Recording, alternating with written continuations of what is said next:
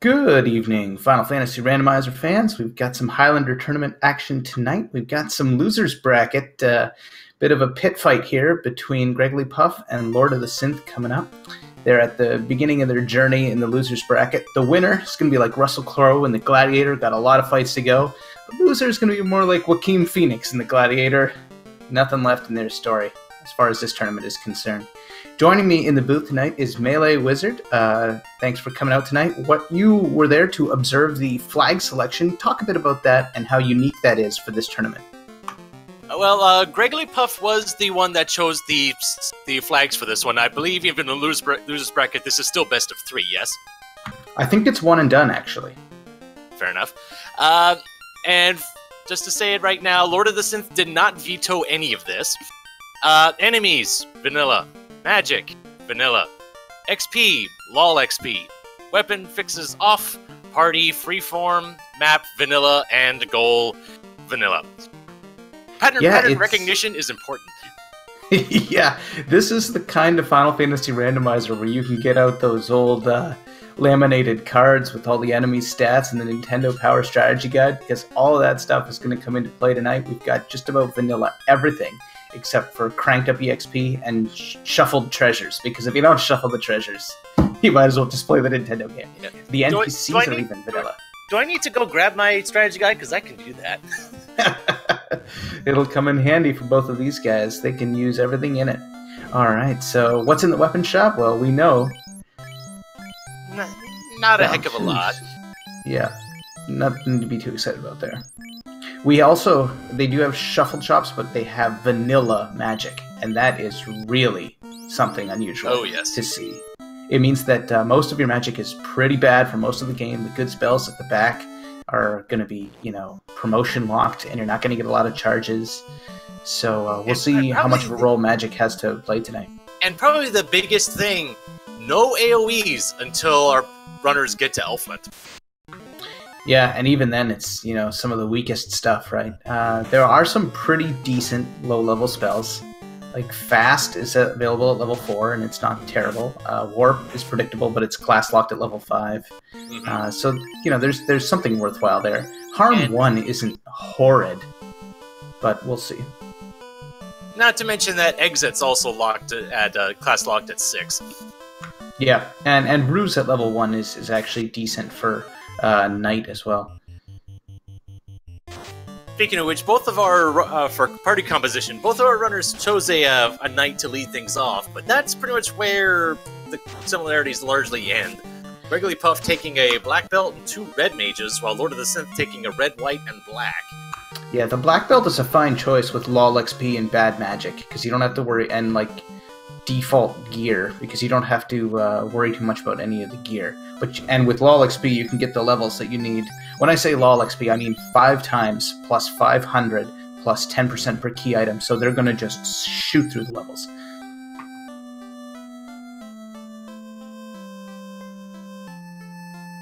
Alright, and Lord of the Synth is the first one into Temple of Fiends. And one thing you'll notice in the Kuneria item shop, you're used to seeing pures and softs in the randomizer. They're put in there automatically. But if you don't shuffle the enemies or the map, you don't need softs, and so they're not guaranteed to be in Kuneria, and in fact, we don't have softs for sale in Kuneria. So you have to keep your eyes up for where those are if you want to grab a stack at some point. Although, ooh, there's a ribbon. Right off the bat, that's a nice find. So, though really softs are, given that abilities and skills and such are vanilla, it won't really need to worry about softs very much until we get to places like Earth Cave and Ordeals or places like that. Yeah, the straight up vanilla enemies, right down to the scaling, 100% scaling. So every enemy is, like I said, textbook. You really know what you're going to be up against. So if you have a really in-depth knowledge of all the enemies and all the placements, and runners in this tournament probably have a pretty good idea of where everything is, and roughly, what skills and what touch attacks they have to watch out for. You can probably get a pretty good run going here. This could be a very fast seed. Meanwhile, Lord of the Synth taking on Garland and has pretty low hit points going into this. Has to be pretty careful that Garland doesn't pick off one of like the black mage or something, which is doing some decent damage here with the lit spell. Yeah, he's out of lit charges now, so it's going to come down to that fighter. And he prevails. Yep, down goes Garland. But with vanilla NPCs, this is nothing too exciting. You're just going to get the bridge, good old trusty bridge, and of course the loot that you don't need for a while yet. Didn't realize that when the NPCs weren't shuffled or that sort of thing, that their text wasn't even changed. Yeah, there's no here, take this nonsense. No, we actually leave the vanilla code in the game to do all the NPC transactions. It's a pretty significant amount of code that gets injected if the NPCs are shuffled, and we just don't bother with it at all because there's no need for it. Makes if you're sense. not shuffling it. Yep. So, but the one other thing that of note, there are 0 incentivized locations. All the various important items can be anywhere.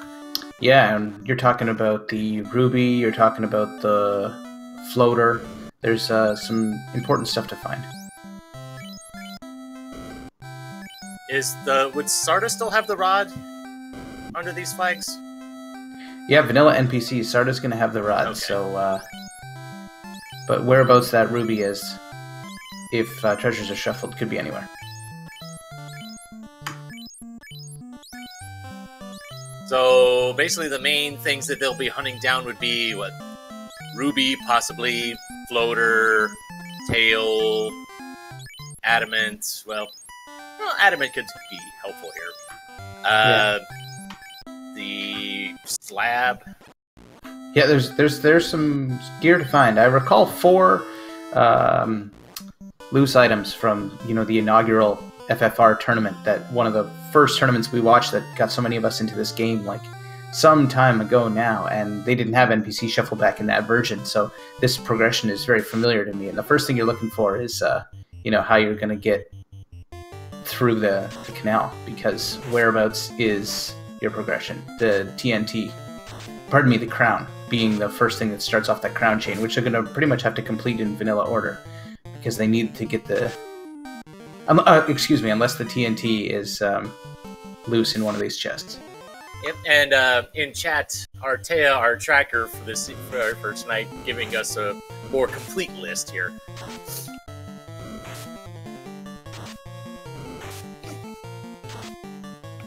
So you note that the canoe is in its vanilla location, so we're pretty much... So even if you get the floater early, there's really not much we can do about it. Right. Yeah, you're going to see a pretty traditional path through this game. The way they've laid it out, they really want to make this sort of a throwback, and also pretty execution heavy in the sense that with so much known, all the magic, all the enemies, you don't have to... There's not a lot of... a luck in what you're going to run into and who's going to have the nuke and all that business. You can route it very effectively. So one thing I'm noticing so far, Lord of the Synth is a bit farther in progression, but Greggly Puff is higher up in levels. So we'll see how much that makes a difference later on. And yeah, we were talking about quality low-level spells. We should never forget Temper. It's yes. a gem at level 2. Of course. On the white magic side, not so much. Not so much.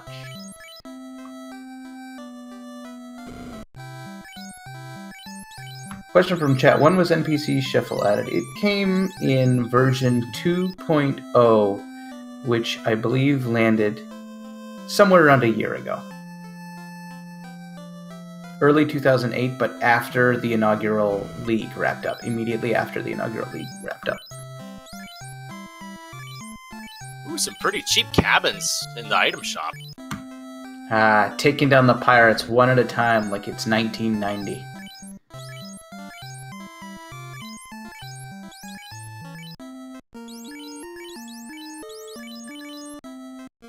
Let's see if the red mage can survive so they can actually get some levels.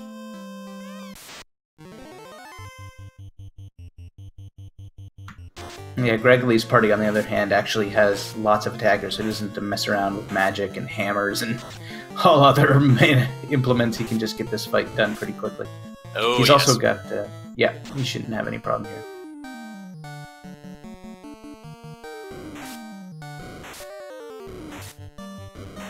But Lord of the Synth gets through without much issue.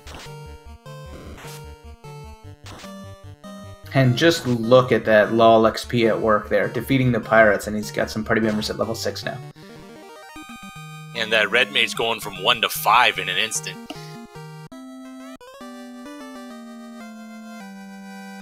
Yeah, but cheap cabins, cheap heals, cheap pures, gotta love that. Yeah, the price scaling can artificially create that sense of cheapness, because if you get a lucky roll, the prices of goods were 100 to 400 locked, so they appeared cheap because there's a significant amount of gold scaling, and that ends up scaling down the prices of everything to make it look like stuff is cheap, which, I mean, effectively it is. Well, I mean, true enough, but still, just looking at those prices, you love seeing that. Yeah, you'll be buying that up, no problemo. I mean, even the houses was, what, like 1,500, which isn't bad, but you're not buying them in bulk, for sure. Now, we know from some time ago that the first progression is either going to be the TNT to give to Narek to blow your canal, or the crown, which is going to trigger probably the entirety of the crown quest to get the mystic key, which will then presumably lead to the TNT. Because you're going to have to do the vanilla quest in order to get the ship out into the open sea.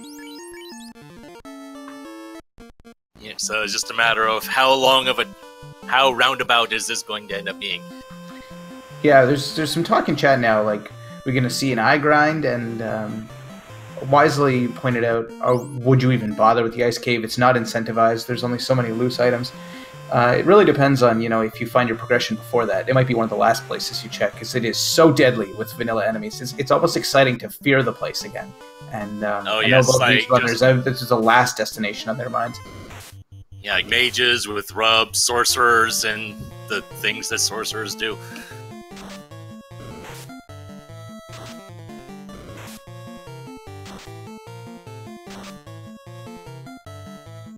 And Gregory is accosted by some Highland men on the outskirts of the Dwarf Cave. Lord of the Synth trots past and in. And for the moment, our runner is virtually neck and neck here. And, well, there's the floater. Okay. It's nice to find, but it's not going to do anything for you until you've got the canoe, and you're not going to get the canoe until you get out to the open sea and sail over to Crescent Lake, so while nice to find, it's just a tease at this point. Looks like we're headed to the Marsh Cave. Okay, so just to make sure they don't have to kill Lich first. Oh, that is an excellent question. They did disable an early item. I believe it was early ordeals that they turned off. I believe you can still get an early canoe. Yes, I see early Sarda and early Sage checked off on their flags, but early ordeals was disabled, meaning you can't go to ordeals without the crown. But it looks like they're going to probably find the crown in the Marsh Cave, unless they find the TNT. So we shall see. The jury's not out on this adventure just yet. And even then, who knows? Well, there are quite a few chests in ordeals. That could be a decent play. Yeah, it's not a long dungeons, but they actually did shuffle the ordeals pillars. They wanted vanilla, but they couldn't bring themselves to go with vanilla ordeals. It's too easy. When you know how to get through it, you can dash through the place very quickly. So I guess they both thought better of that and kept the pillars shuffled.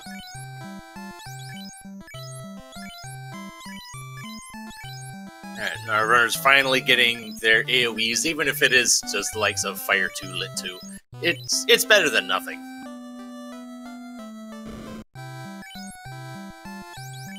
And who knows how much our runners are going to be investing into stuff like your level 3 elemental spells. Who knows if we'll even be seeing how much a priority they may see when even finding the tail and promoting. With Despair, Lord of the Synth pops into the level 4 white magic shop so bad.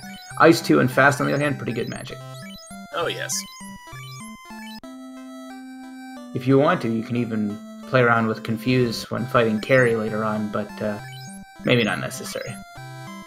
I believe how Confuse works when the enemies hit themselves. Don't they just hit themselves with, Fire 1 or something like that? Yeah, they do hit themselves with Fire 1, but Carry has a tendency to stay confused, and that can make that fight a lot easier.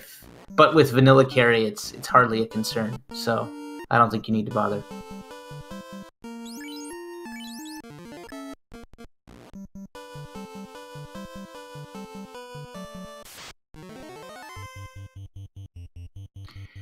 So, with some evenly matched runners and very vanilla flags, it's no surprise at all, but here we are 13 and a half minutes in, and they're still very close to each other. Lord of the Synth just wrapping up a little bit more window shopping before he's going to follow Gregory to the Marsh Cave. Yeah, not the really vanilla much to Marsh see. Cave. I would take Vanilla Marsh Cave over the one that I saw on my practice seed leading up to the upcoming spring tournament. That was a nasty piece of work. I'll take vanilla any day. Yeah, we even have, vanilla unrunnability, vanilla surprise chance, so you're going to get ambushed a ton of times in here. It's a very frustrating place, and Gregory about to tackle it head on. We're looking for a TNT or a crown. We almost certainly will find, one or the other.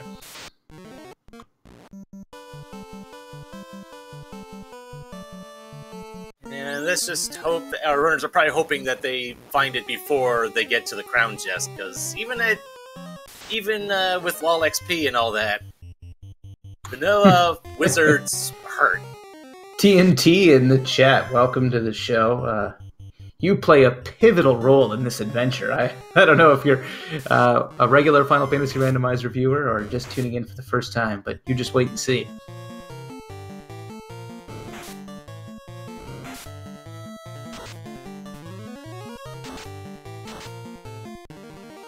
Alright, both runners choosing to head up to the top side first, check those 3 chests. They're a little easier to get to than the other ones, but it's sort of despairing because there's only 4 shots up here. First we get a tent. And because if there's nothing here, you can always just reset back and head down.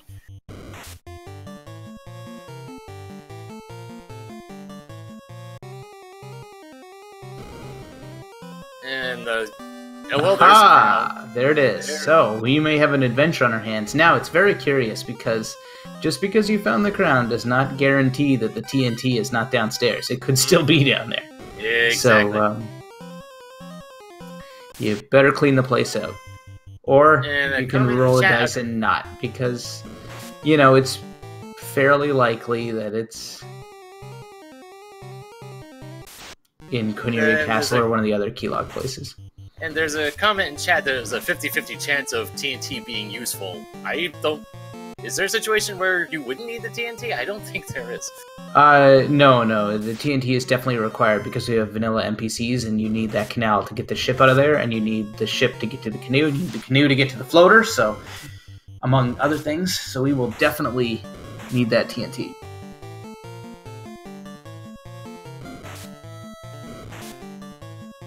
Another point in chat.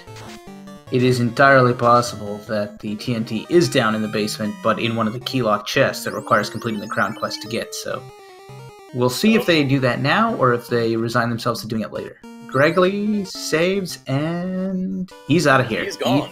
Yep. Okay. He figures if the TNT is in the Marsh Cave, he'll check all the key chests first and then do it, because don't blame you. You don't want to check Marsh more than you have to. No, it's a fine idea because there's 3 keylock chests and there's only like 5 more that aren't. So if it is down there, it's almost a 50 shot that it's keylocked anyway. So you might as well do it up.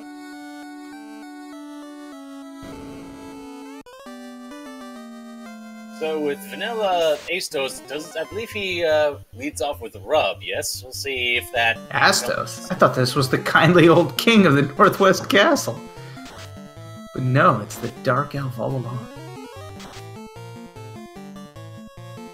Yes, he leads off with rub, and younger me... When I was a kid, I didn't really buy into that whole thing, but oh well. If he killed any one of my party members with rub when I was a kid, I would have to reset and retry him, because I had to keep everybody at exactly the same EXP, because otherwise I was playing favorites. Same. I was such a foolish kid. What a waste of time. I was the exact same way then. I'm still the exact same way now. So in cases of randomizers, sometimes you have to take liberties with such things, but... Lord of the Synth, on the other hand, is going to make the dive. So we can clean out half the chests down here, including the Vanilla Crown chest, which is guarded by wizards. He's got Lit too, but that is a scary fight. probably going to check it last. And if he wipes, he'll just say, forget it. That's probably the safest approach, but we'll see what he does. Gregory, on the other hand, is taking care of this crown quest. He's off to visit Matoya and restore her vision. I didn't see if Lord of the Synth saved after getting the crown. I'm pretty sure he did, yeah. Now he's a little nervous, poking around down here, checks an empty room. I can never remember which rooms have chests in it, so I don't blame you. It's easy to lose your bearings, because they're all pretty much the same. Not to mention, some of these are linked chests with ones that they had already searched, so even if you find a chest, it might not have anything in it. Yeah, there's definitely a linked chest on this floor. I think a couple. Thankfully, Lord of the Synth's fully stocked up on heal potions, so that's definitely coming in handy. Now, if one of these last few chests he can get to actually has the TNT in it, or something else that's important that Gregory's going to have to come back to, this will give him a bit of an edge. If not, he's lost this much time, however long it's taken him. The length of the crown quest, basically, because by the time he gets out of here, Gregory's going to have the Mystic Key.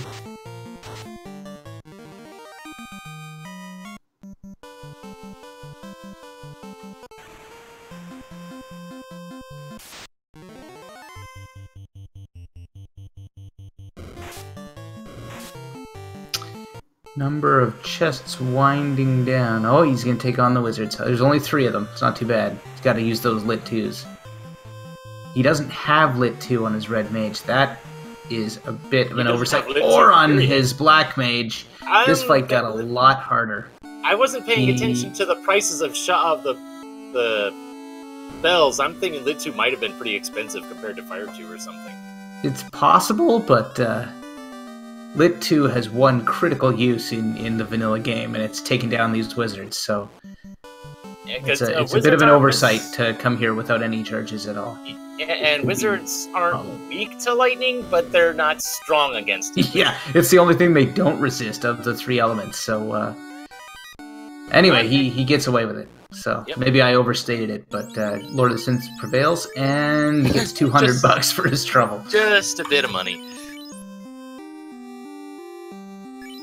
I think there's still a couple chests to be had here, but still not really much to be had here at this point. Yeah, there's one straight up and one to the left from there, and that one room has 2 chests in it, but it's linked to a room I think he already checked. The right-hand side chest here is linked with the top left chest in this floor. Yeah. He's got one more to the left.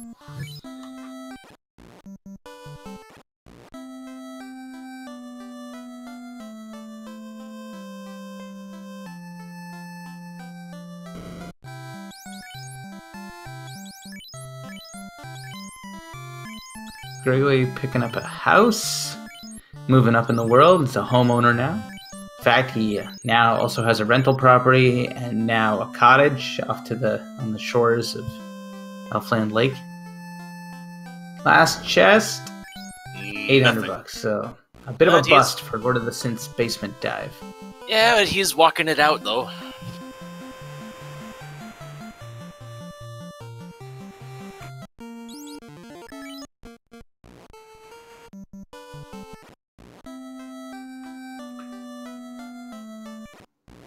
Well, there aren't very many places left where this TNT can be hiding, so there's these chests here, there's some keylock chests in the Temple of Fiends, Northwest Castle. Did Gregory check Elfland Castle right after you get the key? I'm sure he did, but I missed... He did. I think there was a heal helmet, but not much else.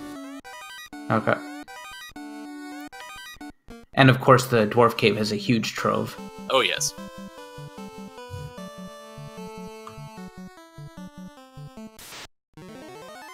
Hey, these scums are not leaving Lord of the Synth alone.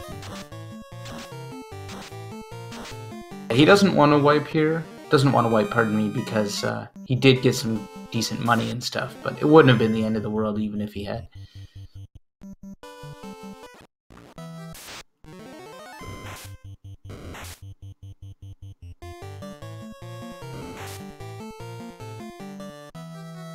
So Lord of the Synth now about 5 minutes back of Gregory. We'll see how well he gets through the crown quest. Well, there's a Vorpal. Well, we don't know where the tail is yet, but and with weapon fixes off, unfortunately, that weapon is really just cheap decoration. What I mean when I say weapon fixes off is, in the original game, weapons' critical hit chances are not dictated by what they're supposed to be. They're simply the weapon's index into the list of weapons. So the ones at the end, the Mass Moon, Excalibur, have very strong crit chances, and the ones in the middle have half that, and Vorpal somewhere in the middle. So instead of having the ridiculous critical hit chances it's supposed to have, it has a very mundane one, combined with the fact that it also doesn't have a lot of power, and the weapon ends up being no good.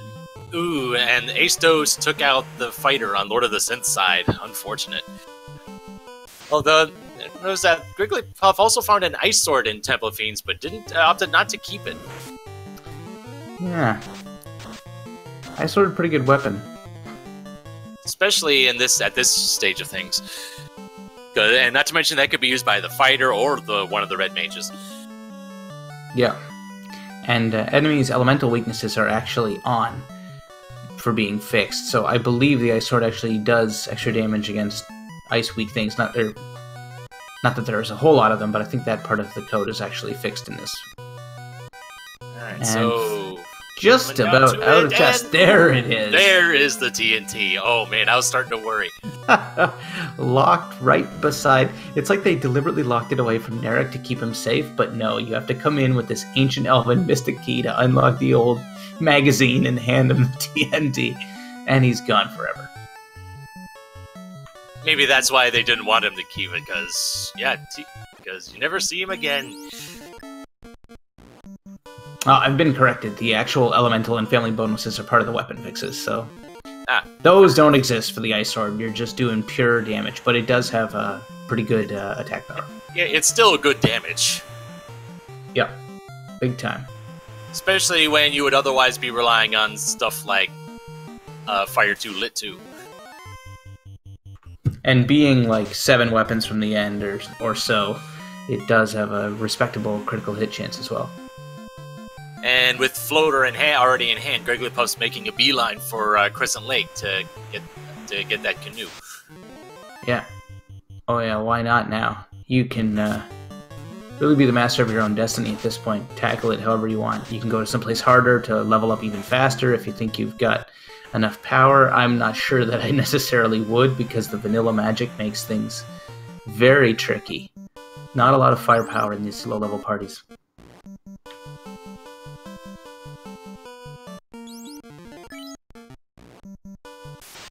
Comment by our tracker Artea. Surprised that Wigglypuff didn't pick up Fire 3. You might swing by Melman to pick that up after getting the airship. Yeah, I think he's got one-track mind. He knows he already has the floater. It's just go time.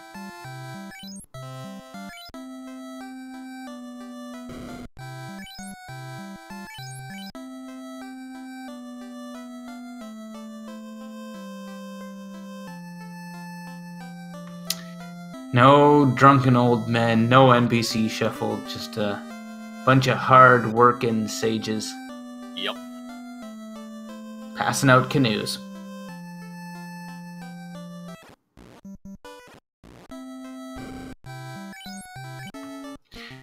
Alright, Melee, this is tricky. I don't know the answer to this question.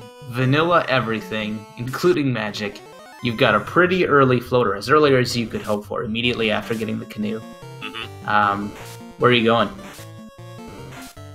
Little volcano dive? First step would probably be Sarda, because it's not that far, and might as well grab the rod now. Sure. My first thought might have been to clear out the Cardia Isles, because there's a good number of treasure there, and you might find some bit of progression to kind of steer you in a particular way. Ah, yes, the pillaging of the Cardia Isles. Such an ancient and cherished tradition. Mm-hmm. After that, maybe Volcano, depending on what I get.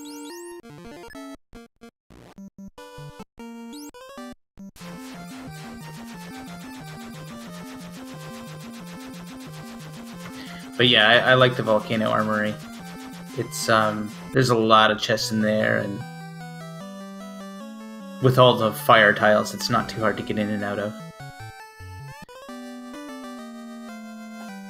But the thing with that is, if you start pillaging the volcano, then you get all tempted to grind a few more levels and take on carry, because, well, it's vanilla carry, what could go wrong? And then somehow something goes wrong, you end up wiping and losing a bunch of time. Well, it looks like Gregory is heading towards Volcano. Well, I hope I didn't commentate or curse the heck out of him with that narrative, but... Hey, I was contemplating cons on diving Volcano this early, so I should feel thankful that I kept my mouth shut on it.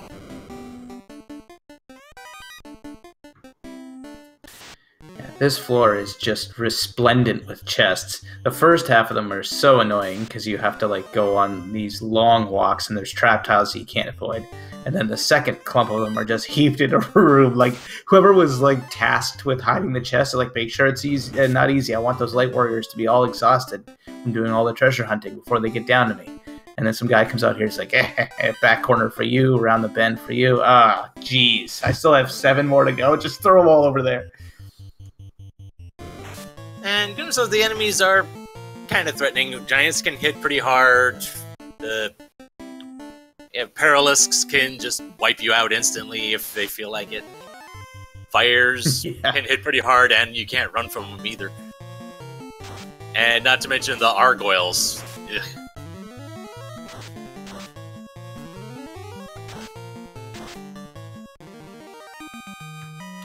This time he does have Ice too, which makes nice short work of those fire elementals. Not impressed with the Silver Axe, though. He's just going to reset out, get his charge of Ice 2 back, and carry on. Yeah, it's just largely money, and that, I think there was a copper bracelet in there, too, for whatever that's worth. Meanwhile, back at the ranch, Lord of the Synth has his Mystic Key. He's going to spelunk Corneria Castle. And he's not going to find much of worth. We'll see if he even keeps it or if he just resets out. If he walked out of Marsh Cave with the stuff that he got, I'd be surprised if he just seemed like he had the sort to reset out of much. That's you make a fair point. Although he decided not to check Temple of Fiends, though. Yeah, the Temple of Fiends chests are such a pain. There's only 3 of them, and they're trap tile guarded, and one of them you have to hit the trap tile twice. Ugh. Who needs it? So that little quick gambit, that attempt to save some time by crossing the fingers that it's in Dwarf is gonna pay off, because we know that's exactly where the TNT is. Oh, yep. Meanwhile, Gregory finishing things off down here.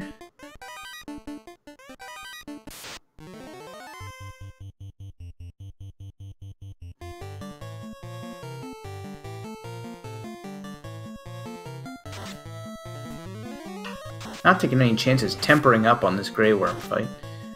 Yeah, it feels weird using a hat and seeing someone getting tempered in a non-boss fight. Yeah, it's pretty serious. He's got tons of charges to temper, though, to be fair.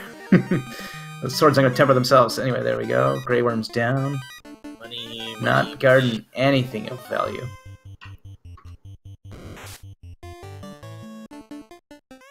Oh, there's a slab. Ah, that's nice. Not one your opponent is going to miss, though. So you find that and you're like, yeah, well. And the power gauntlet Now, the as power well. bonus is nice, too. That is very good. Lord of the Synth breathes a sigh of relief. The gambit pays off. He's got the TNT. Hand that off to Narek and carry on.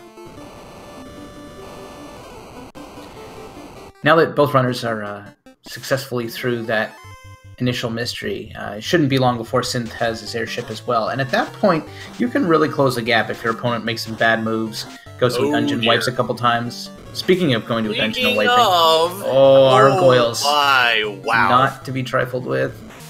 Bang, bang, bang. Critical hit 14. Ah, gets out of there. Whew, that's close. Not gonna bother with the house. He's got an airship, just gonna fly to the clinic. Yes. Dodges a big time bullet. That would have cost him a good, several minutes. Would have helped Lord catch up, but no, he escapes. Yes, TNT, your critical role in this narrative is done. And whoop, there's the vendor item in Crystal Lake in the bottle for about 16k. A little steep for this point in time, but we'll be back. Oh yeah. Won't really need it until we're ready to head into a sea shrine. Meanwhile, Gregory Puff is looking to head right back into the volcano and dive even deeper. I said something about this. Going into the volcano, grabbing all those chests, thinking, well, I might as well just grind some levels and take on Carrie. Well, hey, at least he went out and saved after clearing out the armory. At least he did that much. Oh, yeah, apparently, according to Chad, apparently he already bought the bottle. Huh. Well, which no might wonder. explain why he has as much money as he has. That's why they pay us the big bucks, Melee. Oh, yes, of course. For all the finer points. Darn cobras and scorpions on the outskirts of Crescent Lake. Slowing down Lord of the Synth just as he's about to get his hands on his canoe and his floater. Now, I noticed that Lord of the Synth still didn't get lit too. He got Ice 2, though. So that might come back to bite him for winning Siege Shrine if he doesn't have lit 3 by then. Alright, so let's see what we've got for treasure here in this deeper part of the volcano. More cash. More cash. And the fact that he found the fact that he found the slab before finding it, and there's the adamant too. Found the slab before even visiting Melman. That'll be able to check the whole town in one go.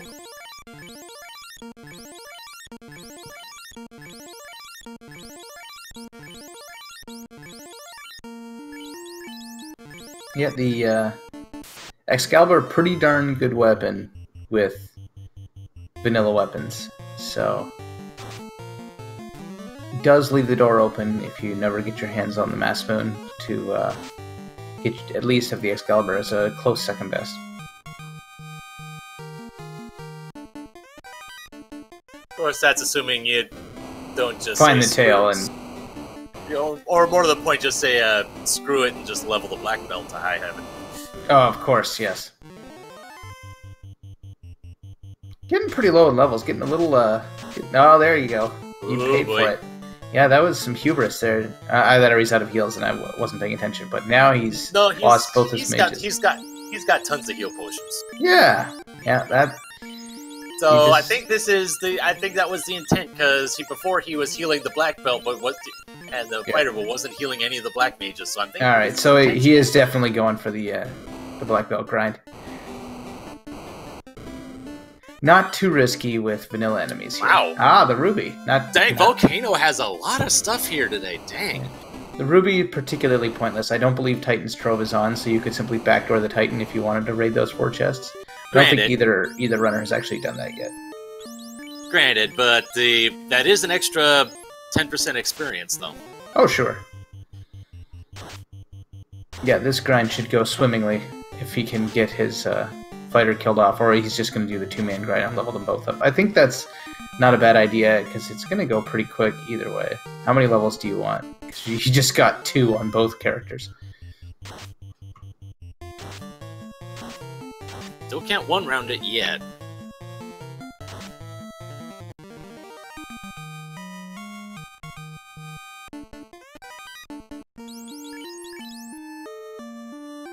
What's he gonna do? Lord of the Synth listening to me, I think, on a tapped wire, heads right for the back door of the Titan's Trove. Lots of money, heal potion, copper gauntlet, and more money. Not much. 12 grand, but says no thanks. That's the one Lord of the Synth chooses to reset out of.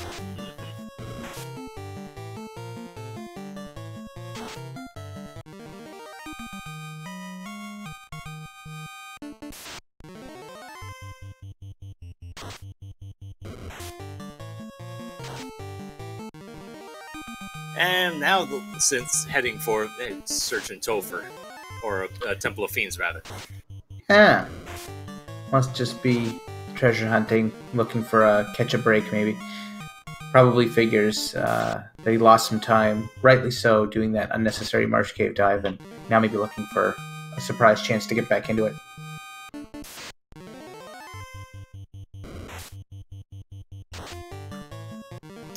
Little does he know that Gregory already checked these chests. And already reset out of here. Didn't even want the Vorpal. No, he hasn't reset. Oh, he still has it? Yeah, he still has it. He was looking at it for a little bit, but he still has it. He's admiring it like someone that might like just mount it on a stand and put it over their fireplace. It's good looking, if nothing else. Yeah, it looks nice for sure. It's just probably just not suitable for combat under these. Yeah, it's decorative. It looks like it's made out of glass. Might as well be. And then he resets. No mantelpiece decorations tonight. Also not interested in the ice sword, which is curious. Gonna raid the Cardi Isles. Here we haven't seen yet, so let's see what turns up. Won't be a heck of a lot considering all the stuff we already saw in Volcano, but... Tail's still out there.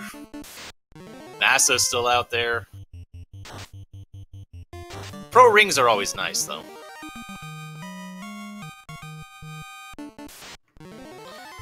Save you the effort of having to buy one. Not a great haul, but yeah, something useful. Meanwhile, Gregory is knee-deep in Agama carcasses over in the volcano. He's got quite a few levels racked up now, up to level 29. Up to 29, wow, yeah. Yeah, at this EXP growth, it's just uncanny. He can stop at 32 and be pretty comfy, or who knows if he's just... I mean, with vanilla enemies, that should be plenty.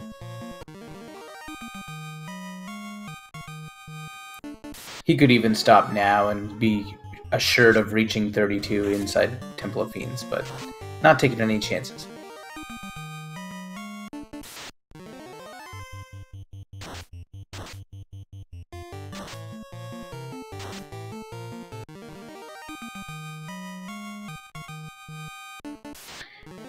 Ice Shield is not bad. Yeah, that'll complement the flame armor he's already got, so... That works.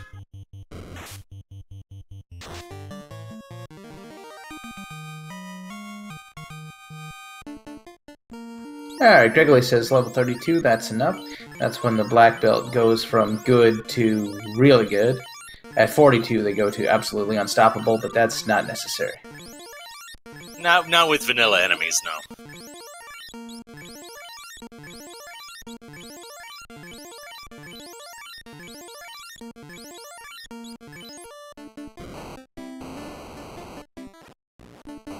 And our first look at level 5 magic. Oh, right, vanilla magic. Dirt. I'm so conditioned to think, ooh, what are the spells in here?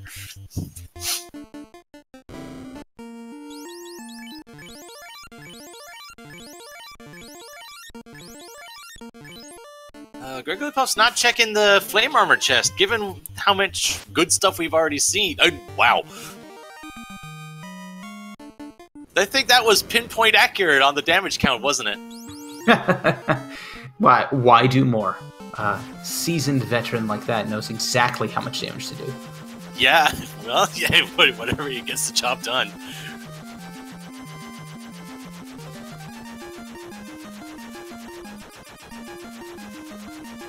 Frankly, I would have been upset if he did $5.99. That sounds like the price of a PlayStation 2 when it first came out. Not much in the armor shop. And learn this ancient language that nobody speaks anymore. Oh, there's somebody out there that'll speak it. And Lord of the Synth's heading into Earth Cave. Or... okay. Doing a little Earth Cave pillage. These are some ancient tricks to try to get back into the game, but the Artea patented Earth Dive I don't think is going to save him today. We shall see, though.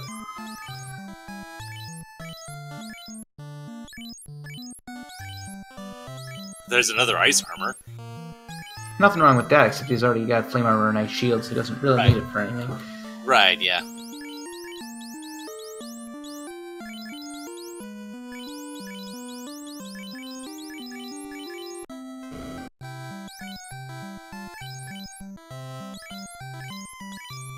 But there are pro rings for sale, and you know, this early game they're kind of expensive, but now not so much. After that Agama grind, regular Puff's pretty much got as much money as he's ever going to need. And, ooh! Hello! Now that makes things interesting.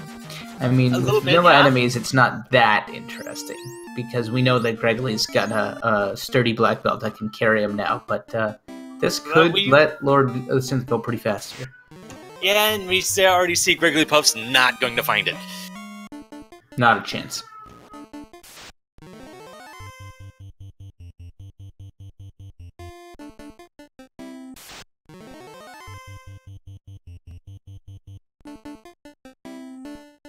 A mage staff, that's not bad either.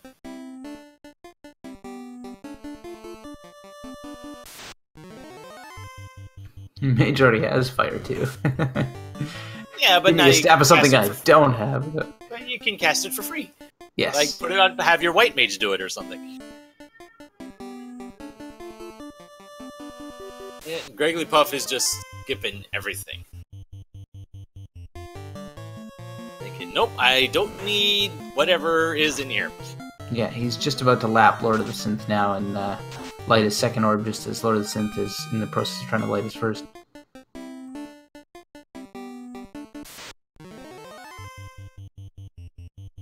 I think the only loose item out there right now, I think, is the tails. So yeah,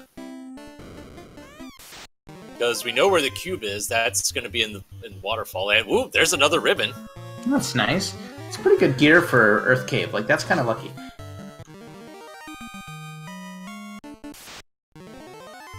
I mean, that's the whole point of checking the Earth Cave chest, because you got to hunch the other person won't.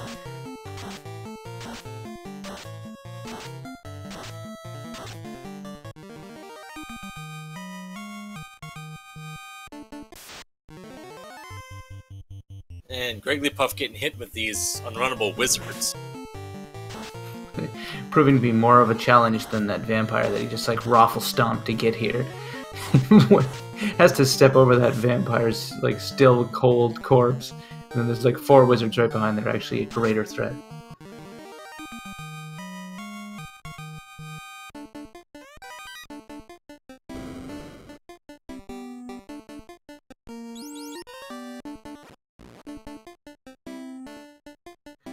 Now into the slightly darker underhalls of Earth Cave B4.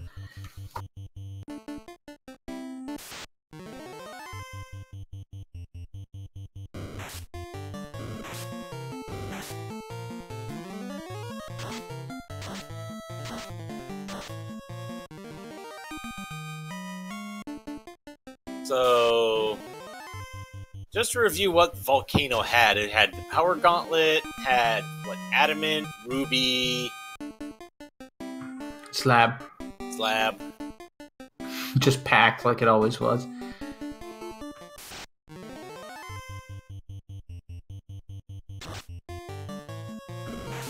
Oh, the Synth carves up an Earth Elemental. Massmoon's doing good work here.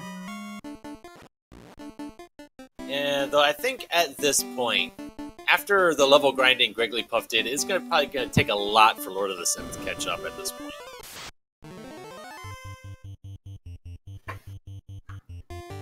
Yeah, the grind's a pretty big deal. Gregory cranked that whole thing out while Lord of the Synth was still catching up in the Crown Quest and getting the floater and airship, so it's gonna be it's a bit of a hurdle to come back from, and with vanilla enemies, not gonna be a lot of opportunities to do it.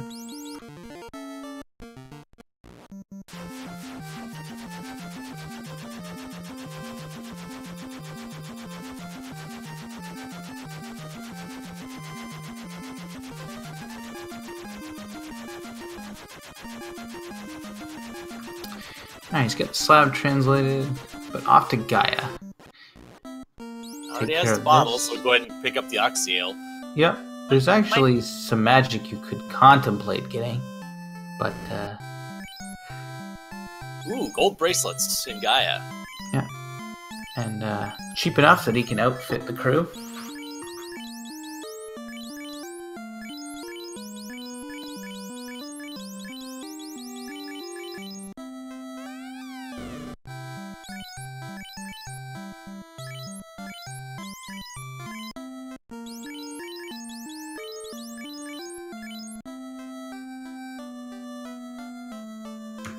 Gregory not too concerned with the magic situation. He's more worried about the Oxyale situation, which he's about to remedy. And he has fast, he has temper. That's pretty much all he feels like he needs.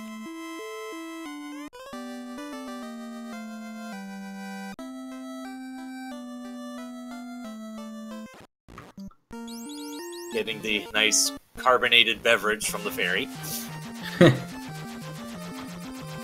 Just like badly oxidized. It's like all stale, like it's been left out for days. I might as well stop. Who knows how long it's been at the bottom of that lake? Yeah. Off to Lefane, pick up the chime.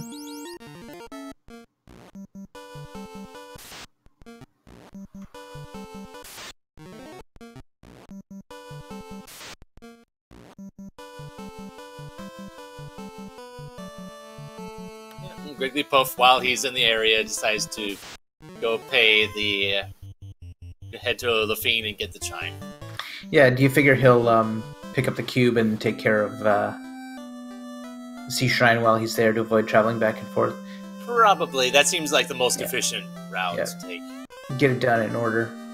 It's actually, I mean, besides doing Volcano before Earth, this is actually fairly close to an in-order playthrough, and that's, frankly, just almost a thing of the past anymore, so good to see it working. Heck, even when I played vanilla, I usually ended up...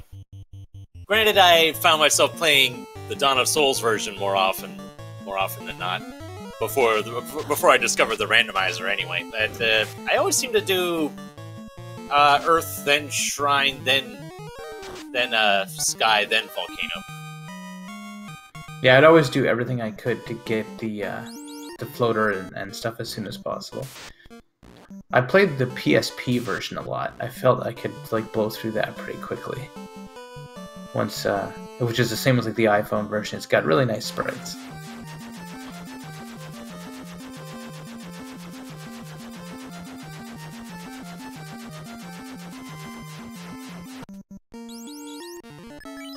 And weird thing, in Dawn of Souls, my preferred party to use is actually 4 white. You got a bit of a wait to get all those fade charges. Well, the thing is, in the Dawn of Souls version, the intelligence stat actually matters, and when you use stuff like mage staffs and stuff, that actually factors in your intelligence stat. So once you actually get stuff like that with either 4 white or 4 black mages, if you want to do that, you can just tear stuff up.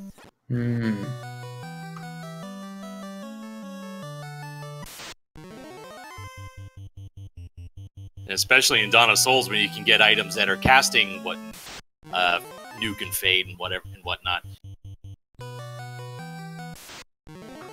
You can get those in FFR now. What they got that we don't got? Not potato graphics? Perhaps.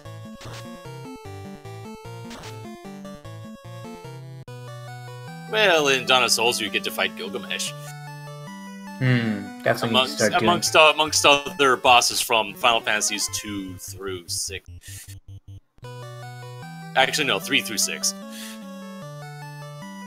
Alright, Gregory about to find the long-lost cyborg from the Lufenian master race. Get his hands on the teleporting cube.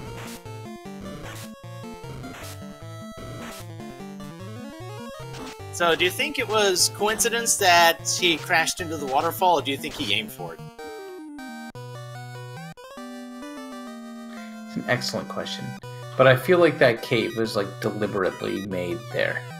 So there's got to be some intention to this whole thing. Ooh, a katana. Now that also mounts beautifully over the fireplace. It also has like a certain exotic quality to it. It's not like you're lugging a broadsword and sticking it on the fireplace. It's like clearly you travel if you have a katana that you got somewhere in your journeys.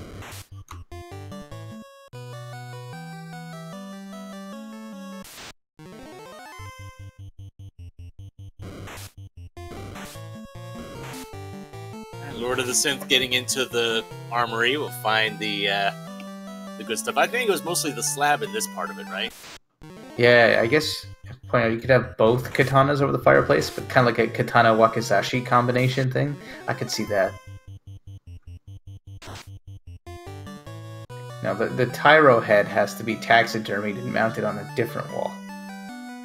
Ah, yes, of course. Well, it goes mounted on the wall, but the katanas are put on like a small bamboo stand that is like fashioned by an elder master who gives it to you as a gift for... Do I have to explain everything?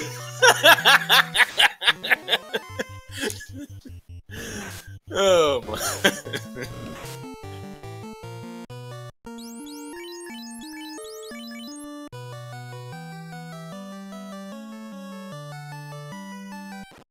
Alright, Gregley's out of there. Time to hit up the Sea Shrine.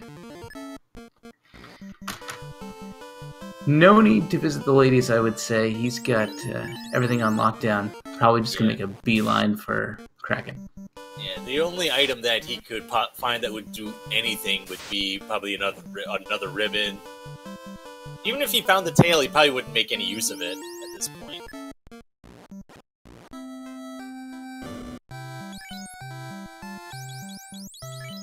You know, there's only one more ribbon out there because Lord of the Synth found the second one in Earth. Yeah, where he's going, he doesn't need ribbons. He's got pretty high MDef black belt that's gonna just one punch man his way through if he has to. The Warmech chassis obviously goes in the garage and will be used as your primary mode of transportation. Yeah, you gotta put like a lift kit on it and like swap out the stock stereo or something that can crank out some better tunes, but yeah. Well, why worry about cranking out tunes when you're cranking out fire and all that stuff? That comes standard.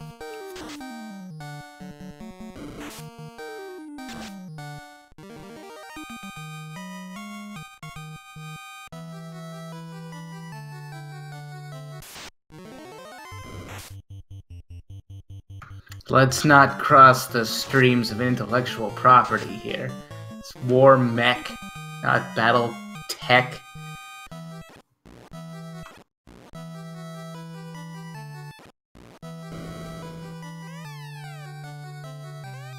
Alright, Gregley actually checks those chests. Like, part of me is like, is he even? They're like gimmies, though. I guess you gotta.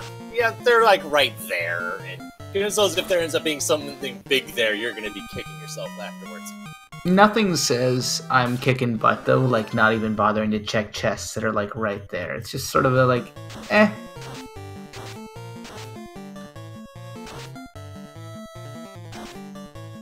I would be amazed if that ended up being, if the time spent checking those two chests would be the difference between winning and losing.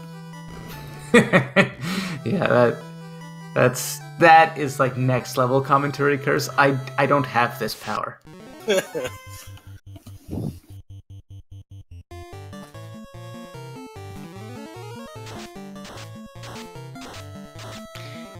old trusty annoying ghosts. That is true. In the Chaos Rush match earlier, we did actually have a legit tie. And even though they left, like to the second, that was spectacular. They didn't even have proper legislature for how to handle that, so they had to like go off and then solve that problem as uniquely as the circumstances dictated. So I think they found an amenable solution. I think they're gonna have an actual tiebreak runoff match, and that should be pretty exciting. So I think I read in the Discord they actually measured it, and it came out to like a difference of 0.3 seconds or something like that, which is insane.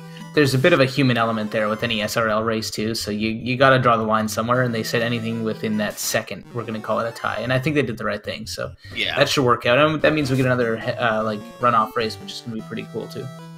Yeah, it ends up being a pivotal tie for not only that match, but a subsequent one, because there was a tiebreaker between the two racers that impacted the scoring system, which then impacted who would advance to the next round, and it's really perfect. Yeah. Exactly the kind of thing that you would never expect to happen and made no rule for, and then of course happened. All right. And of course, if you did make a rule for it, it would never happen. It's like bringing an umbrella and then it doesn't rain. All right, Gregory Puff takes a swing. That'll just about do it. Kraken half dead. A little bit of over preparation here. The fighter is just like, my sword's broken. And a couple more tempers. Oh, this is going to be ugly. Oh boy. 2,514 damage. Ouch. That would have one-shot. That would have one-shot chaos. Yeah. That was pretty harsh. Ooh. That was completely and utterly unnecessary. But it's just sort of like an unrepentant bashing of Kraken 1. Well, I mean, granted it was Kraken 1, but goodness knows with enemies that are non-vanilla, goodness knows how much grief even Kraken 1 can give our runners, so that's a bit of catharsis right there, I think. Yeah, it's sending a message like to Temple of Fiends, like, you watch out, this is going to happen to you. Alright, as we tick over the hour mark, Gregory Puff heading into Mirage Tower now. Full-on go mode as he just storms through the remainder of this game. Let's give a little recap here. So, this is a Highlander Tournament matchup, as you can read from the heads-up display right in front of you. It's a unique tournament format where the runners actually draft their flags right before the race, and there's sort of a back-and-forth element where one person can suggest flags, and then there's a veto process, and it really lets you play the meta game of trying to get flags you like and simultaneously that your opponent doesn't, to really play against their individual preferences and weaknesses should you happen to have that much information about them. What that means for this race is that we've got a lot of vanilla features because both runners wanted it that way. We have vanilla magic shops, completely vanilla enemies, vanilla entrances, floors, all that stuff. In fact, there's hardly anything shuffled at all besides the treasures and the shops. And Gregory Puff on the left has been virtually clinical, just burning through this very effectively. LordoftheSynth double-dipped into Marsh Cave to do a little bit of exploratory chest checking and has never caught up. It didn't pay off then, and he's still behind by that margin. Yeah, he's pretty much a dungeon behind at this point, having just finished off carry. Yeah, with vanilla enemies all the way through to the end, it's hard to predict a place where Gregory could stumble here, so it's definitely his match to lose at this point. Yeah, maybe if Kraken 2 decides to go ham on the black belt, but who knows? I'm not even sure if that would be enough. It's tough to say. Anything can happen, but he's looking mighty fine here.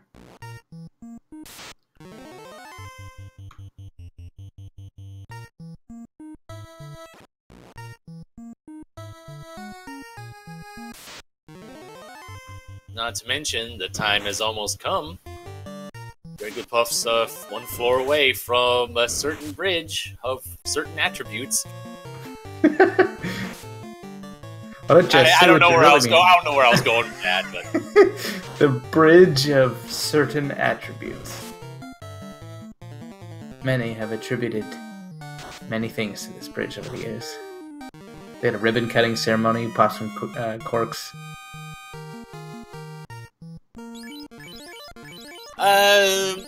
Artea brings up an interesting point. Yes, there is one certain encounter on the Bridge of Destiny, aside from the obvious one, that could give Gregory Puff some trouble if it decides to be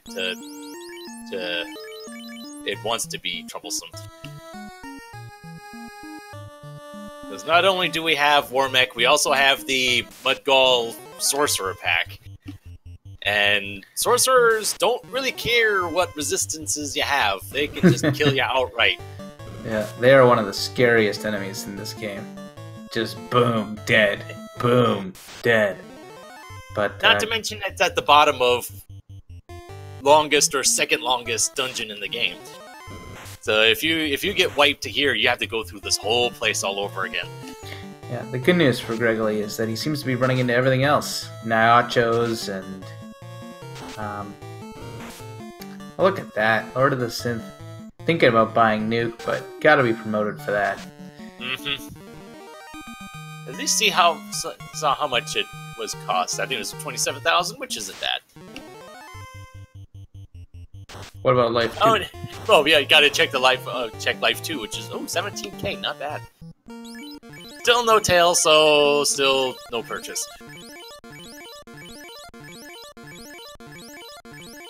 It looks like Gregory Puff made it all the way past the bridge. Oh, no, never mind. I thought from all the healing, I thought maybe it was past That would have been not. spectacular if that was the warm-up. Here we are. The Fiend of Air. Say hello to the Fiend of Air. Hello, Fiend of Air. Okay, the fast didn't get off in time, so we're gonna get another chance at this.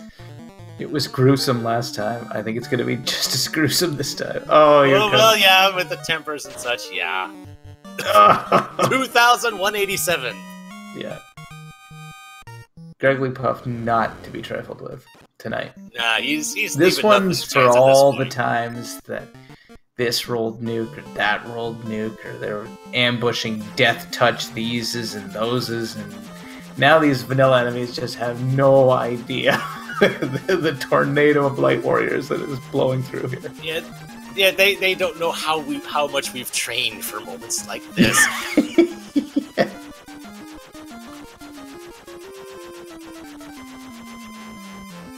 You know, Lord of the Synth getting some armor. I think we got Cure 4, or at least tried to get Cure 4. I don't remember if Cure 4 is tail-locked or not for the White Mage.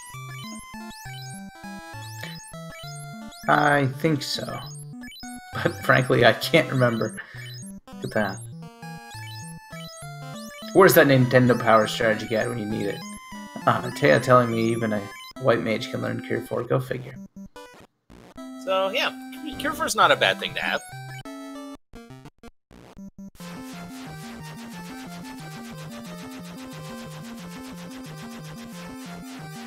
And just for show, he crashes into the temple a bit there. Smash it up. I don't even care, I got tons of airships.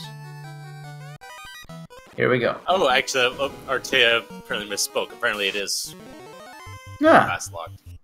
That means I was right. Well, I'll never speak of this again.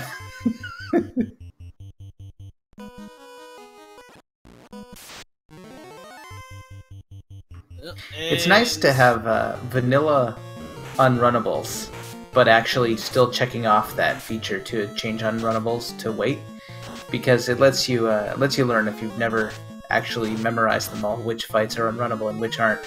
Oh, yes. When I was a poor kid with a Nintendo game, I was just mortified that everything was unrunnable, so I basically killed everything I encountered. I fought to the death back in the day, but now I know better. The thing is, I'm not sure, outside of like bosses and whatnot, I wasn't sure if unrunnables were even a thing.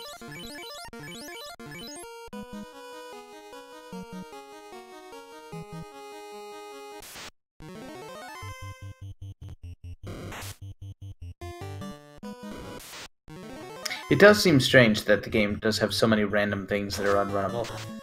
Especially, like, on the overworld. That's pretty rare. Like the Frost Wolves fight and stuff. Frost Wolves are unrunnable? The Frost Giant Frost Wolf fight, I think. Oh, okay, yeah, that one, yeah.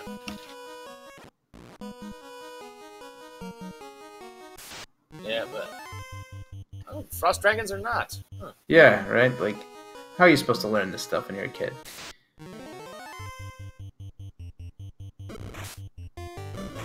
Yeah, as a kid, I just simply murdered everything. I'm the Light Warriors, they're not. That's how you have a hope of getting to a high enough level. The game was brutally hard enough when you barely knew what you were doing. Oh, yes.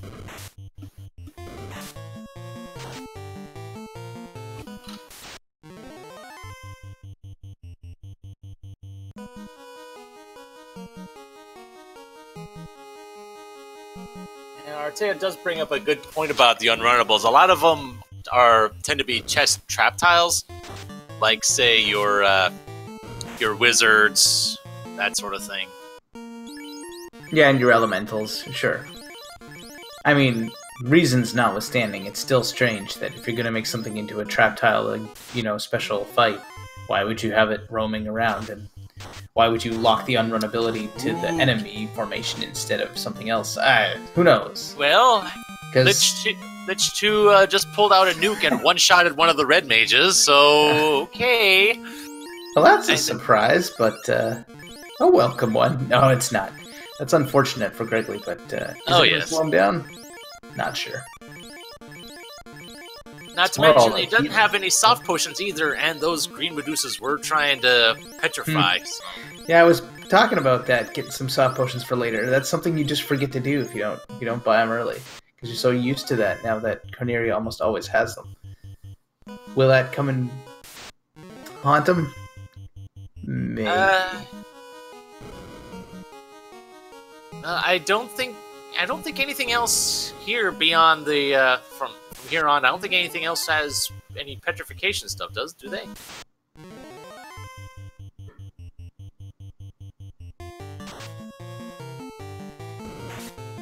I'm not disputing that Nasir was a genius, but there were some mistakes made.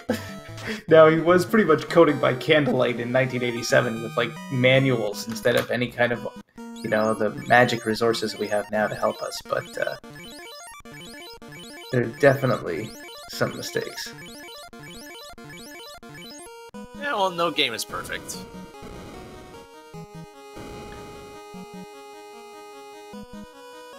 Yeah, there's one small part of Final Fantasy that appears to be made with a compiler. The rest of it is just handwritten assembly language.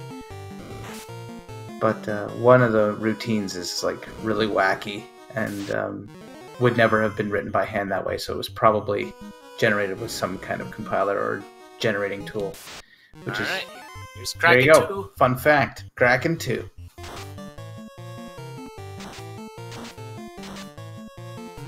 Decides to lead off with Lightning 2. Yeah, that's the strangest one in Kraken 2's arsenal, if you ask me.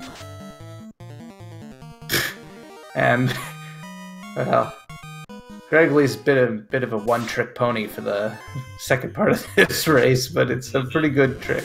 Yeah, if just keep doing it until it stops working, honestly. Although now I'm starting to think, who does he have the ribbon equipped to? Doesn't matter.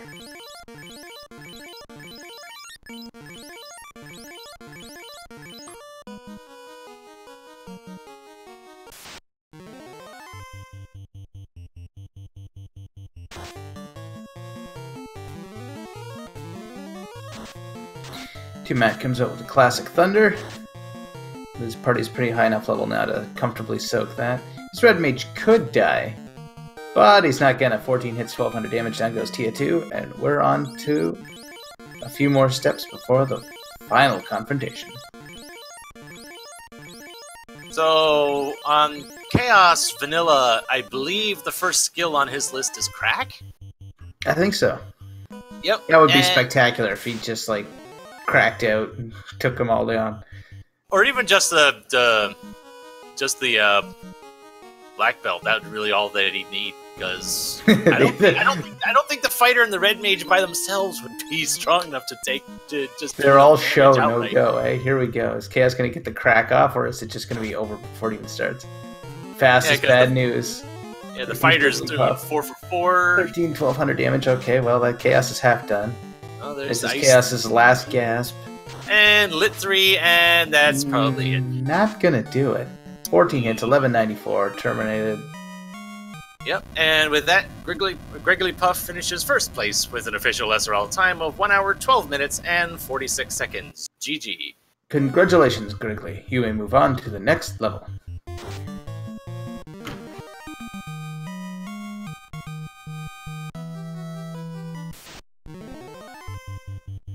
Gregory is going to move on to the Losers Bracket Round 2, where in the next round he will be facing the Joker.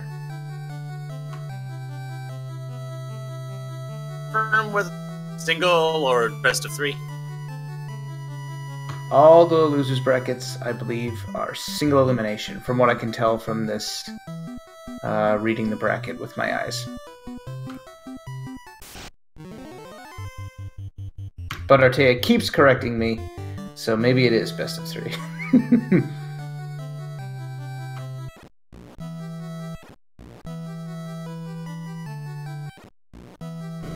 Ah, I see. There has not been a fully completed best of 3 in the losers bracket because people are dropping out. That explains.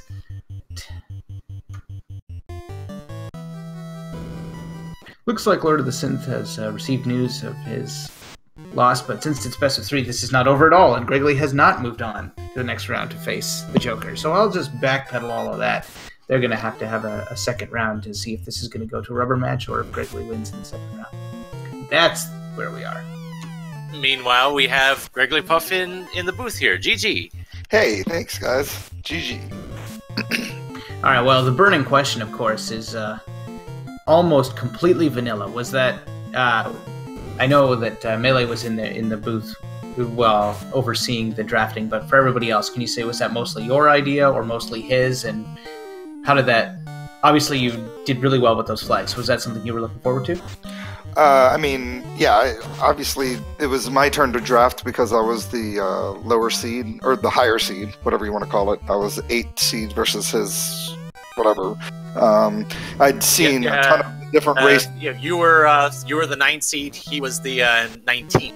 Oh, okay. That's what it was. I couldn't remember the exact numbers, but basically what I did was I had seen you guys race so many different craziness, and I was like, I'm going to bring it all the way back to 1990, and we were going to play this game pretty much the way that I remember playing it back then, or at least for the most part, obviously. So I figured, especially with vanilla magic and vanilla enemies, it could catch some people off guard, considering most people probably don't remember, what certain enemies have in vanilla. So that was just kind of my idea, and of course what all the different spells are in vanilla. Yeah, and as it happened, with nothing being incentivized, you never had to go to Ice Cave or ordeals at all, and you got out of Marsh as soon as you found the crown, which turned out to be the correct decision. So a lot of good moves, you avoided a lot of pitfalls, and then once you had that high-powered black belt, like it was a bit of a cakewalk after that. You really put on a sort of a clinical demonstration of how to beat this classic style of FFR race, so congratulations. Yeah, I pretty much lucked out because everything I needed was in the dungeons I needed to go to anyway. Because at that point, once I had reset once I found Floater and Dwarf, and then knew that Marsh had to be the only play, and of course found Crown, which led to TNT and Dwarf Armory, I pretty much knew from there what I was doing next, which of course was going to be the grind. Found the slab there, found the bottle in the vendor shop at Crescent, so I was pretty much good to go after my grind. Yep. Meanwhile, Lord of the Synth ended up diving the bottom half of Marsh, and that was pretty much where your paths started diverging. Yeah, the extra time in Marsh just took like 5 minutes. By the time you got out of there, you already had basically completed the crown quest and were off to the races. And it was a lead that like you never surrounded from that point on. So yeah, the decision obviously to keep everything vanilla, especially the spells, that was an interesting one because it basically makes magic pretty bad outside of fast and temper, which were the two things you were casting the most of towards the end there. Yeah, it was kind of also going with vanilla magic was kind of my, let's see if he'll waste his or throw his veto out here, because most people don't like that. Like, who would play that? It's I may as well throw out Dabby spells, or not Dabby, but the one that shuffles all the shops but keeps permissions. I mean, it's just kind of one of those things you kind of throw out there to see if maybe he'll use his veto there, and then I can kind of get the flags I want later on. But he actually didn't veto anything. Huh. There you go. Did that make you nervous? I just was like, okay. Because that's a power play right there. Your opponent lays out some seeds, and you're like, I'll take it. supposed to going for the tenacity, but it turns out in this case to be mostly all talk. And Lord of the Synth made some not like rookie mistakes, but like went and checked the prices of things like Nuke when he was in Lefane, even though he wasn't promoted. Like, is it really necessary to know, or are you just wasting a little bit of time? So a couple little things like that here and there, and just let you widen the lead, and that's why you're going to win by a significant margin in this race. But it is going to be best of 3, of course, so now you got to size up what's it going to look like in the second round. I predict the flags are going to be quite a bit different. Yeah, I'm interested to see what he decides when we go for round 2. So, looking into what Lord of the Synth found that you did not, he dove through, he checked out Earth, found the masa in floor 1 and a ribbon in floor 2. That's awesome. Did he ever find... Obviously, he never found Tail because he's still unpromoted. No, he did not. Yeah, Massa would have been good. I mean, I found Vorpal and Ice and Locktofer and exited out because I thought it would just be quicker to not bother, especially since I wasn't going to go out of my way to find the tail. I wasn't checking any more chests once I realized I was kind of in go mode as far as my items were concerned. And while Massa would have been great, I mean, between 32 and what level was my black belt at that point? Like 38 or something? I mean, it was... I don't think the fighter was going to put up that kind of damage, even with the Massa, or even with a Vorpal. So, against Kraken 1 and Tiamat 1, we happened to notice how much you were buffing the black belt. Were you just... Was this supposed to be catharsis for how they might have treated you in past seeds or something? You absolutely obliterated those poor bosses. Which one did I think it was Lich that I hit for like 2,500 or something stupid? You hit Kraken 1 and Lich 1, you both hit for over 2,000. After even softening them up.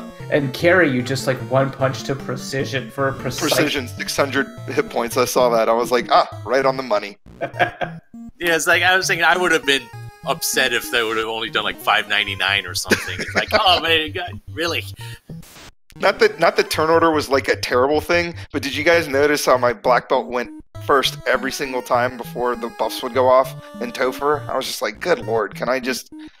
It was just wasting time. I was like, I could have beaten this like 10 seconds earlier if my red mage could have gotten fast off before he attacked. It's always hard to predict if you're going to be like way ahead or something, but did you feel like you were leading? Like, were you happy with how your race was going throughout it? Oh my gosh, yes, absolutely. I mean, if you can avoid places like Ordeals, Ice, and you can just like basically not have to check chests and sea, sky, and earth. I mean, the only thing I could think is like maybe with the XP scaling, depending on the party that he decided to choose, maybe he was just on board with me, because pretty much everything was in a spot that you would normally check. You know, Slab was in Armory. Yeah, it's not like you were gonna find something that he didn't find, because you were, like you said, you were pretty much on the rails of all the stuff you have to do anyway, and it just so happens that actually put you in go mode without hardly any effort. And, and for the record, Lord of the Synth's party choice was fighter, red, white, black. Yeah, which was we thought that might be a mistake because the magic is just vanilla magic is just so bad. Yeah, I think that really. I mean, he mentioned it in S Speedrun Live chat that he's like, oh no, like, and I don't think he realized until we started that maybe magic wasn't going to be so good. I mean, like you said, I mean, unless you're grinding your mages up to like the 30s, they are not going to be, and you have tail, you're not really going to get that good magic from those guys. I mean, at least he has a fighter that's swinging Masa. Yeah, and that's, of course, always going to be helpful.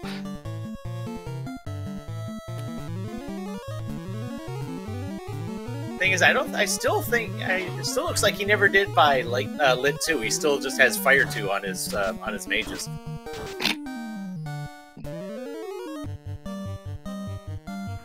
Yeah, vanilla magic is such a pain in the neck, and all the best spells are in all the shops, and you forget where they all are because you like never check them once you play enough FFR. You're like, wait, where the heck is Lit 3 again? Where is Ice 3? Yeah, and then, like you said, all the good spells are just, they're either class locked or they're just such a high level. Like, Brack is like level 7, I think, in Onrak, and Quad X is level 8, and Gaia. Yeah. You're not so going to even just, get charges of, like, Warp or Exit until after you can really make much use of them, so... And, well, until promotion, too. I mean, you can't even use Warp or Exit until after you find Tail. Correct. And that is Team It down for Lord of the Synth. Alright. With a little bit more polish, you should be heading off to Temple of Fiends Revisited. Probably need to stay at the inn, stock up on heals. And another thing that Lord of the Synth did that I don't think you did, Lord of the Synth cleared out the Cardia Isles, which I don't think you did. No, I didn't even... No, you were already in go mode by the time you were... Yeah, I don't think I checked a single... I think I checked the vampire chest, but I'm pretty sure I didn't check any chests after, like, I realized that slab was what I needed. Because it's still, you know, like, even though I'm familiar with the vanilla game, it still takes me a second to, like, go, okay, alright, so Robot's gonna give me Cube, Slab's gonna give me Chime, Rod's from Sarda, alright, I've got the key, am I good to go? You know, you gotta think for a second, you're like, alright, cool. And the last 2 chests you checked were 2 in the Sea Shrine that you pretty much had to walk right past anyways. Yeah, so we were making fun of that. Yeah, I mean, what if Masa or another ribbon was there? Yeah, I mean, it was worth it for the ribbon. Exactly. I even said outright that if there ended up being something big there and you just walked right by, you would have been kicking yourself afterwards. It takes a lot of confidence not to check those 2 chests. They're like, you practically trip over them on the way down the shrine. You might as well open them up. Artea. Yeah, I'm only punching him for 2,700. You know. Yeah, I think we forget how bad vanilla magic is and how easy vanilla bosses are. Yeah. The volatility of shuffled bosses, inevitably, one of them is usually pretty darn nasty. Yeah, one thing I will say is I definitely did get a little nervous going into the Tia battle because I did not move the ribbon over to my black belt, so I was worried that she would open up with Bane, and luckily that did not happen. And same thing with the Chaos battle. I mean, he did his spells instead of going his ability route, which I think is Crack is the first ability he does, which I know has I believe so. Yes. Which has a pretty high chance of hitting. Right, I should point out that the vanilla enemy is easy in the sense, especially with like Lolixby. I mean, they're always going to be less volatile than when you start shuffling around and stuff, but absolutely. If you can get to insane levels just as a matter of course because you have the XP crank so high, then it becomes pretty... Yeah, and I'll have to say, my Topher dive was pretty lax. Like, I didn't run into that many unrunnables, and there's tons of them down there. I didn't hit the earths, I didn't hit the waters, I didn't hit the fires. I think... Yeah, did you even hit poison dragons? No, I could not believe that. I hit Badmen. It was like a 7-pack of Badmen, and luckily I was able to... Oh, he's going the wrong way. Yeah, you're going the wrong way. It's alright. Sorry.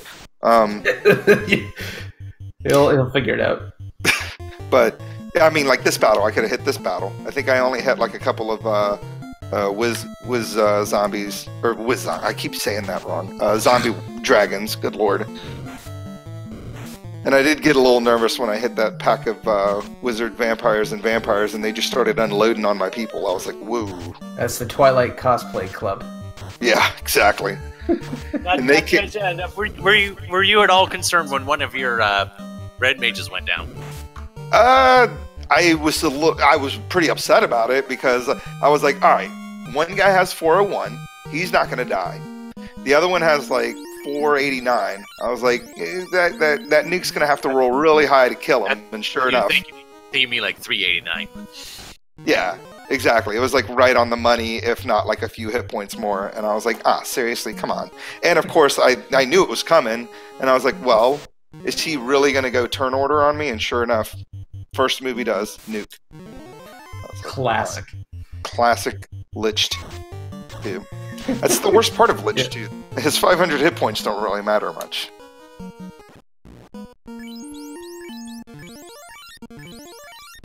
So Lord of the Synth making it to the Earth floor. I believe he has his ribbons on his fighter and white mage right now. Good. Since he did go out and get the life spell, so he's able to. I think he already had to revive the black mage once, unless that was back in Sky. I forget now. Yeah, I don't think I even got level 5 magic, and to be perfectly honest with you, once you start talking about red mages, I get a little fuzzy on what they can actually, what magic they can use. So I couldn't remember if red mages could even learn life, or if it was like one of those class 1 things. Wizards can. Oh, red wizards can. Yeah, just life 1. Yeah.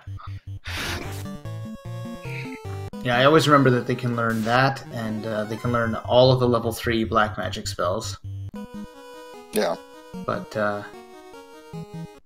they start running out of good magic after that.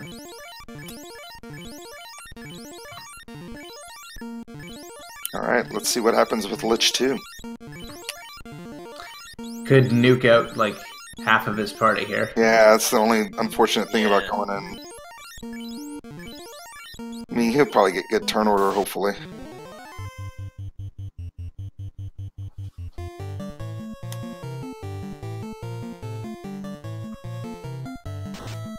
Oh dear. Oh boy. Oh wow. That was gruesome. Okay. Lich is not playing nice today. Man, that was nasty. He should have some life on that. Yeah, he's got life charges. Yeah, I think he has 2. Oh, he had 3. Got 1 left. Because Cure 3, of course, Cure 3 and Harm 3 have to be on the same level, but hey, it's vanilla spells. What do you expect? Yeah, every other level is like packed. It's got a Cure, a Heal, a Harm, and something else, and then the levels in between are garbage. Yeah, that's really the worst part about vanilla magic on the white mage specifically is that 1, 3, and 5 are like stacked, whereas 2 and 4 are like, oh, let me spend $4,000 for pure. Yeah, right. That'll pay itself off. Yeah, exactly. Poisoned like 10,000. Well, hey, you have level 4 charges. You might as well use them. Yeah, the only thing you need is that A-Ice for your first Lich battle. Yeah. Since you're not going to have ribbons, and he could probably pretty much take you down with that if you don't have enough levels. But other than that, yeah, level 4, pretty worthless.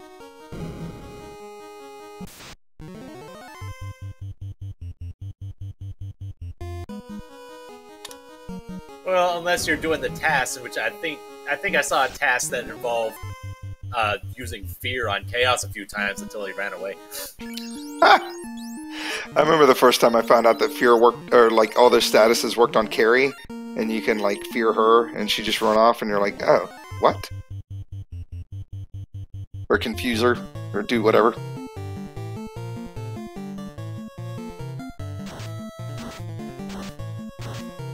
Carrie leads off with Fire 3.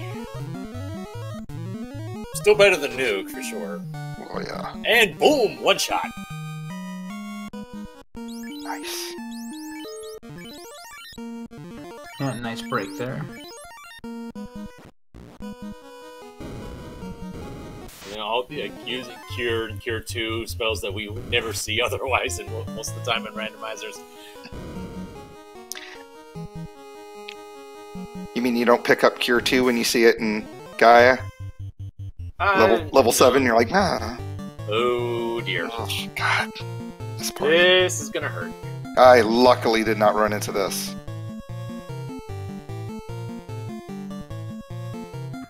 Got some ice too.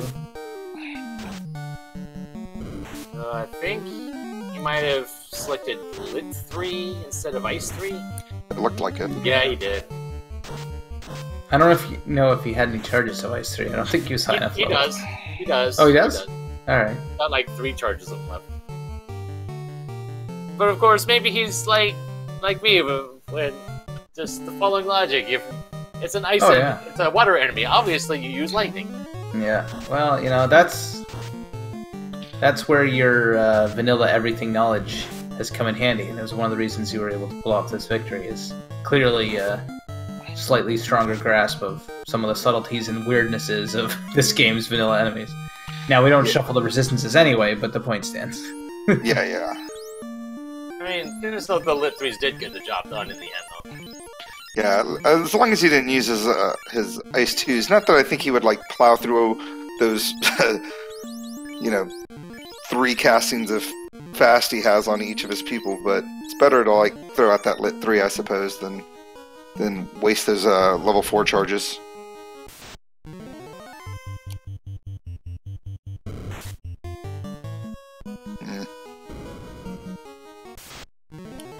That's another painful. one. Ouch.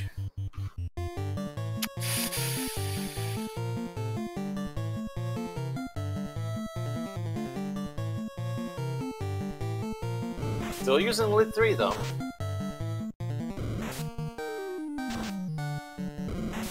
At least with the fighter with the Massa, at least you're able to take out at least one per round. Yeah, that looks like what it's going to be.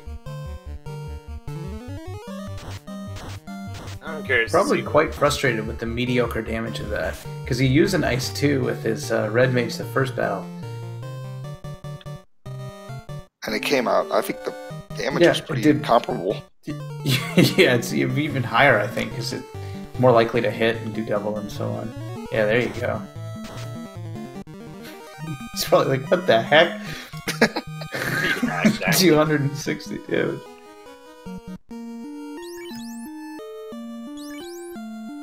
Run low on healing spells.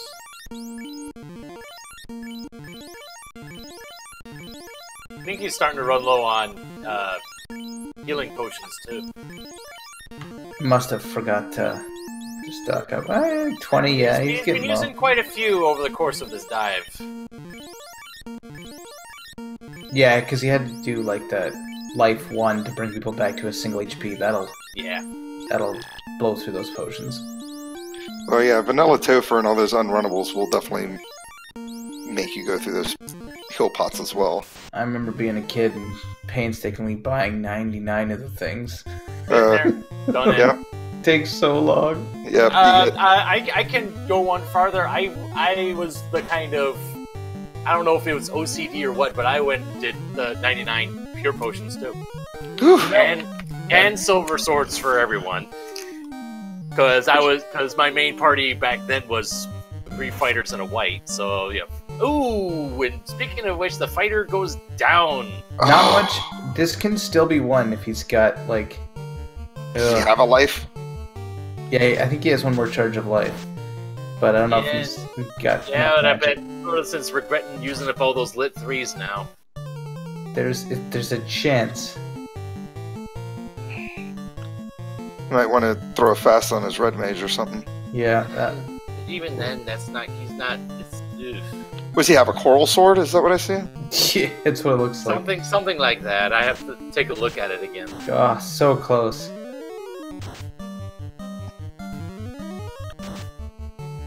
Yes! Oh, okay, well, yes. Good job. Victory was had, okay. There you go. Grits his teeth and lets the mages get it done. With one last life charge. Last charge of life. And just about out of heal pots, but still, he's got levels, and it's just a regular old vanilla chaos. You can still win this. Just enough to full heal the fighter, but that's it.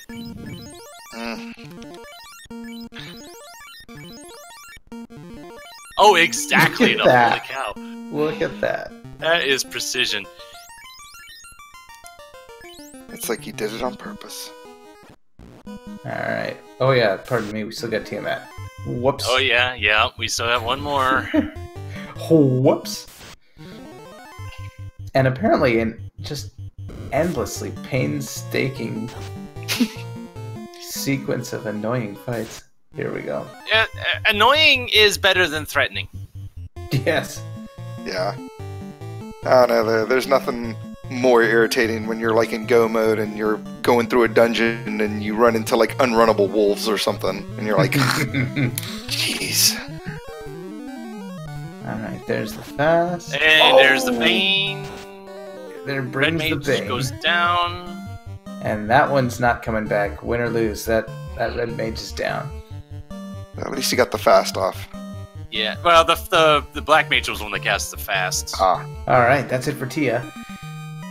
One Alright. deft stroke from a fasted up. Oh! Oh, boy. Oh, boy.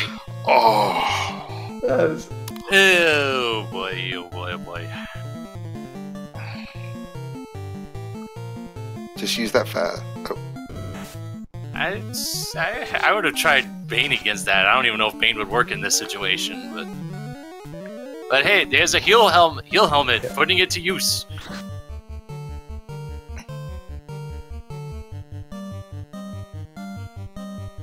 Yep, there's the Bane.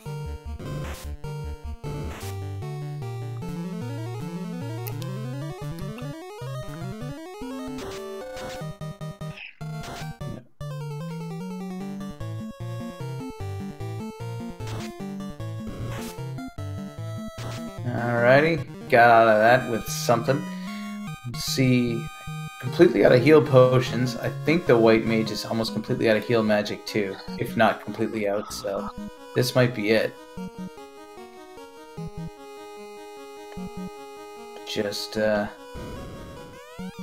coming in on a swing and a prayer. Yep. Yeah, we got a couple charges of Invis too. Throw Yeah. those out. Still got another charge of fast. Got some temper. I mean, it shouldn't take long if you can dodge that first crack and get a little bit lucky. Well, I mean, the white mage and the fighter still have ribbons on. Yeah. So the crack shouldn't be too debilitating as long as Oh boy. the fast goes off. Okay. Yeah. Well, it'll be over quick if that fighter stays alive for like 2 more turns. Yeah, just Oh, stab just start tempers swinging. and Oh my goodness. crack comes out, but it misses everyone. Good. Yeah. Beyond overkill now, but just start swinging. Good heavens. Maybe he's trying to get a one shot or something. Which... I think so, and this could do it. No, Yeah. half. And there's That's Inferno. That's what I was a bit worried about.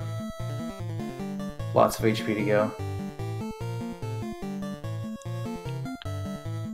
And Boom! 1700 finishes terminated. off. And GG. Chaos goes down, and Lord of the Synth comes in second place with an official lesser all time of 1 hour, 40 minutes, and 46 seconds. GG.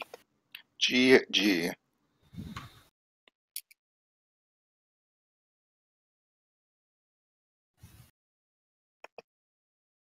And with that in the books, let me reiterate to clarify some things I have said incorrectly earlier on the stream.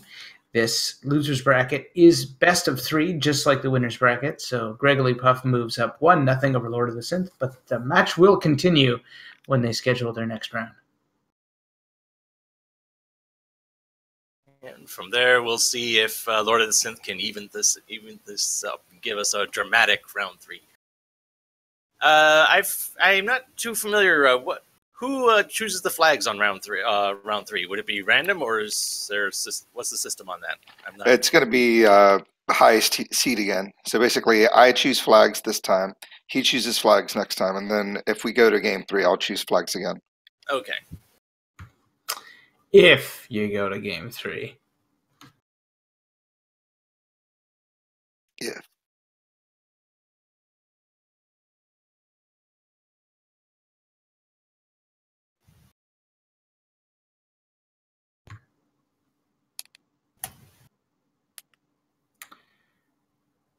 We'll just see if... here we are. There we are. We have Lord of the Synth in the booth. GG. GG. Those unrunnables in Topher. WTF. Yeah, those waters were having it out for you. Yeah, that was... I've never been that OP and run out of healing. And Yeah, the vanilla magic really bites you because it is so bad. And you witnessed that firsthand, especially on the white magic side. Yeah, I wasn't paying attention to vanilla magic. My party comp was completely inappropriate. I think I should have done this with a hit things and hit them hards party. Yeah, Griggly Puff chose had fighter black belt double red. Yeah, I should have done something like that. I definitely had I had the presence of mind, I would have put a black belt in the party.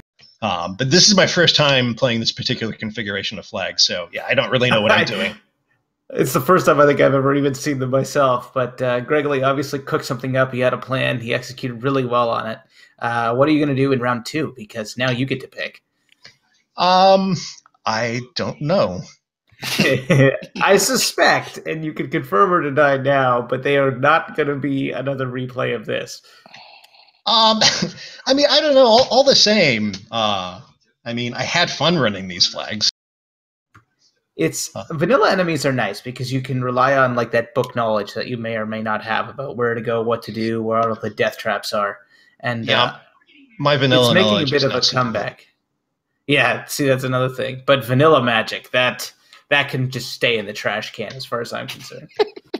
Yeah, Greg. If we get to a game 3, I'm going to veto that flag.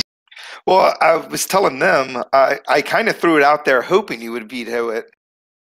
So I was like, all right, well, what's he going to veto then? And then you just checked through everything, and I was like, oh. Yeah, because in general, in this particular tournament, I'm generally of a mind to let my opponent pick whatever they want when they want to, and I only object if I have something really, really awful.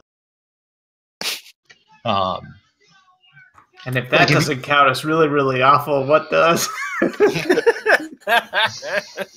Yeah, it's amazing how bad that vanilla Topher was. Yeah, well, I mean, your party was just a little soft in the sense that you had all those mages that didn't even have a lot of spells because you were kind of at that level thing. You never found the tail. I mean, it was just. Oh, I gave up. I gave up on looking for the tail. I did find the Mazimune. Yes, you found the Mazimune in Earth. You found the second ribbon that Greg Litpuff never found in Earth. Yeah, I figured by the time I got out and got the floater in the airship, I figured I was behind because I was slow to get levels, and I wasted time in Marsh looking for possibly something, but mostly gold. So I decided to gamble on doing Earth first. Yeah, that decision in Marsh was pretty much where your paths diverged. Because otherwise, you were pretty close together up to that point. Okay, yeah. I found the crown, and I went back out and saved. And I don't know if you noticed, like I paused for like 10 seconds, 10 or 15 seconds, and I was thinking, do I just go do Astos now? In retrospect, I should have. Well, the thing is, if something big had been in Marsh, that would have put you in the lead, but you never know until you never know. It was an outside shot, didn't pay off. I mean, what can you do, right? But the other thing working against you was that if something was key locked in Marsh, you were going to have to come back again anyway, so that would have been a bit of a nuisance as well. And the calculation And the calculation there was, okay, I'll get the chests that aren't key locked, and just if something's there, well, Alrighty, well, that should just about do it. Let's walk through with any parting comments before we put a bow on this one. Gregory, tonight's champion, what do you want to say? I'm glad I was able to race that well. GGC Lord of the Synth for playing along. I went back I came in and started watching the video, and I really enjoyed your party a lot. You had the 3 guys, the best musicians on the planet Earth, so I was very happy to see those guys represented. Thank you. It is an ongoing game, actually. When I get restreamed, unless I'm doing like a team thing where I use team member names for my party names, I always pick a band that's got 3 musicians in it and name my other party members that, and go back and watch the VOD and see who in chat notices. I can assure you I did not. Get Alex Neil. Of course, I wasn't really looking at the character names anyway, so. I'm a bass player, so yeah, obviously I'm a big Rush fan. Yeah, same here. I'm Canadian and I didn't even notice. Alrighty, Lord of the Synth. Sorry, go I was ahead. going to say there was one other gimmicky thing I did in the last Randomizer League. I live in LA. I chose freeway numbers for my character names, and somebody actually noticed. Second place tonight. You've got your pick of the flags in the upcoming round 2. Final thoughts, Lord of the Synth? Not vanilla magic, that's for sure. Hey, you experienced it once. Sometimes just once is enough. Yeah, I got to think about it. Because I like playing parties with rainbow mages. So I tend to like picking flags that sort of cater a bit more to that. Makes sense to me. Anyway, it'll be up to you in round 2. Melee Wizard? Yeah, it's I don't know if there's any races slated to happening in the near future, but we've our this Highlander tournament is still in full swing. That's next week, so you'll have a good number of ways to get your Final Fantasy randomizer fix.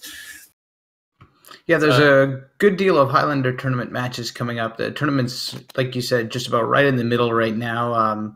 Still lots to play. I love this format. This is the first one I've had the opportunity to actually call the race of, but with different flags every match, and you really get to see the metagame of people trying to take advantage of maybe perceived weaknesses in their opponents, and there's so much going on. You get to see flag sets that you would never see showcased otherwise because they're just off the wall. But for one match here or there, they make for excellent racing. And this was a lot of fun for me, and Gregory Puff takes it. He goes up over Lord of the Synth 1-0. They'll have a second one at least with Lord of the Synth having the pick of flags. And should it go to a rubber match, it'll go back to Gregory in the losers bracket of the Highlander tournament. I hope you enjoyed the show tonight, and stay tuned. Keep your ear to the ground because there's plenty more Final Fantasy Randomizer out there. Good night for now, and we'll see you next time.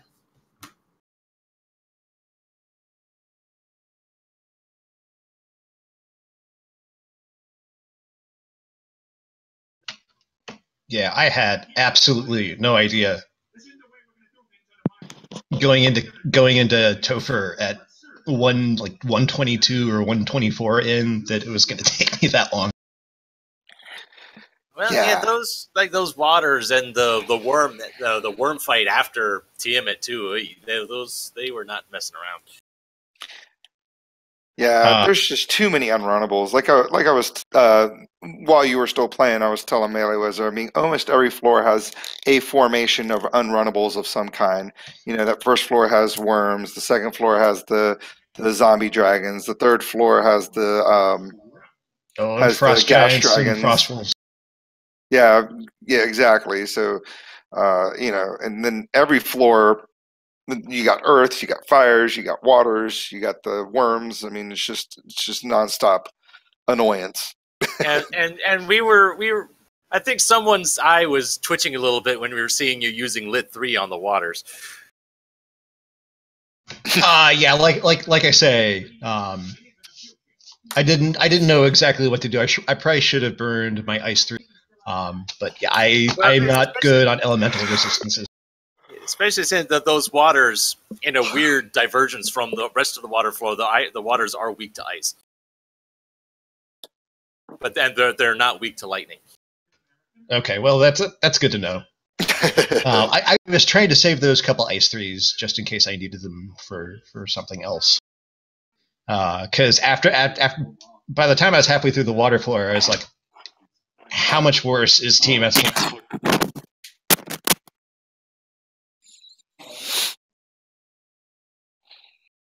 But yeah, GG guys. Thank you for restreaming. I totally wasn't expecting one. Yeah, that was really awesome. Thank you guys. I'm gonna go on ahead and get some sleep since I'm on the East Coast and it's like almost 1 in the morning, or it's past 1 in the morning here. So you guys have a good. Same. I have to walk to the store and back, and then I'll have dinner. Nice. Finally. All right, man. GG, dude. Have a good night. All right. Yep. Y'all have a nice one. Yep. Have a good one.